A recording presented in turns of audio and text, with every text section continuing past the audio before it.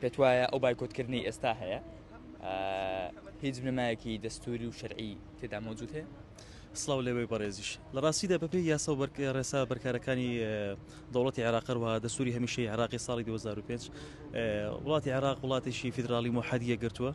و هەرێمی کوردستانی هەرێمیشی سەر بەخۆیە مستەقیل عن ذاتیە لەسەر ئەو هەرێمە بەڵام بەنسبەت بایکۆتکردنی هەڵبژارنەکانەوە مافێکی یاسایی و دەستوری هەر حیزب و هەر پارتیکی سیاسیە بێوێ اختیاریەوە هەیە بەشداری هەڵبژارنەکان کە یاخود نەیکات بەڵام ئەوەی کە لێرەدا ئێمە کێشە وزەتجی قانونی دروست دەکا بریتی لەوەی کە لایەنێک بان قەست بە بەبێ بنەما بیاوێت بایکۆتی هەڵبژارنە بکات لە هەمان کاتدا کێشەش بۆ هەڵبژاردن دروستکە خۆ ڕێگری بکە لە ئەنجامدانی هەڵبژاردنە کەەوە دژی ڕاستەوی یاسا بەرکارەکانی حکوومەتی عێراقە و دژی ڕێکەوتنامە جیهانی و اتفاقیە نێودەوڵەتیەکانە کە سەبارەت بە مافی مرۆڤ مافی چارەی خۆنووسی نەزایدن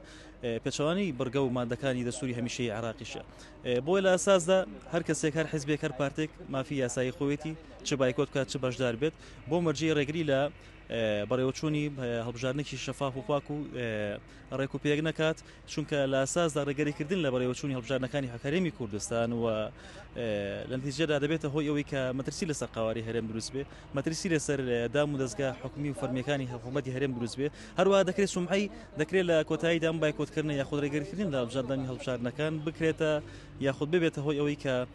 سومعی هەرێم لەسەر ئاسی سیاسی و لەسەر ئاستی ئیقلیمیش ناشرین کە لە وڵاتانی دەرەوە و ڕەنگە ڕوویەکی نادیموکراسی پیشانی وڵاتانی دەرەوە